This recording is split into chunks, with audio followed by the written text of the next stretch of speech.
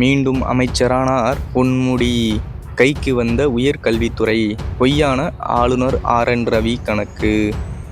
சொத்து குவிப்பு வழக்கில் பொன்முடிக்கு வழங்கப்பட்ட தண்டனை திமுக தரப்பை மட்டுமல்ல, தமிழக மக்கள் மத்தியிலும் சலசலப்பை ஏற்படுத்தியது. பலவிதமான விமர்சனங்கள் முன்வைக்கப்பட்டன.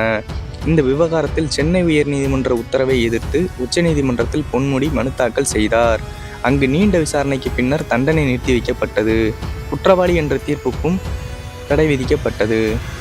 இதையடுத்து மீண்டும் MLA பதவி பிரமாணம் கிடைத்தது. அமைச்சராக பதவி பிரமாணம் செய்து வைக்க ஆளுநர் RN ரவிக்கு தமிழக முதலமைச்சர் MK ஸ்டாலின் கடிதம் எழுதினார். ஆனால் பொன்முடி குற்றமற்றவர் என நீதிமன்றம் குறிப்பிடவில்லை. எனவே பதவி பிரமாணம் செய்து வைக்க முடியாது என்று தெரிவித்துவிட்டார். இந்த விவகாரம் மீண்டும் உச்சநீதிமன்றம் செல்லவே தலைமை நீதிபதி TY சந்திரசூட் தலைமையிலான அமர்வு சரமாரியாக கேள்விகளை எழுப்பியது. ஆளுநர் தரப்பை ஆட்டம் காண செய்தது இந்த கேள்விகள். ஒரு நாள் கெடு விதித்து பதவி பிரமாணத்திற்கு கிடுக்குப்பிடி போட்டது. அதன்படி சென்னை கிண்டியில் உள்ள ராஜ்பவனில் இன்று பொன்முடிக்கு பதவி பிரமாணம் செய்து வைத்தார் ஆளுநர் RN ரவி. இதன் மூலம் ஏற்கனவே வகித்து வந்த உயர்கல்வித்துறை அமைச்சர் மீண்டும் கிடைத்துள்ளது. இந்த நிகழ்ச்சியானது தமிழ்த்தாய் வாழ்த்துடன் தொடங்கி தேசிய கீதத்தில் முடிவடைந்தது. நடப்பாண்டில் முதல் சட்டப்பேரவை கூட்டத்தொடரில் ஆளுநர் உரையாற்ற வந்திருந்தார். அப்போது நிகழ்ச்சியின் தொடக்கத்தில் தேசிய கீதம் பாடப்பட வேண்டும் என்று கேட்டுக்கொண்டிருந்தார்.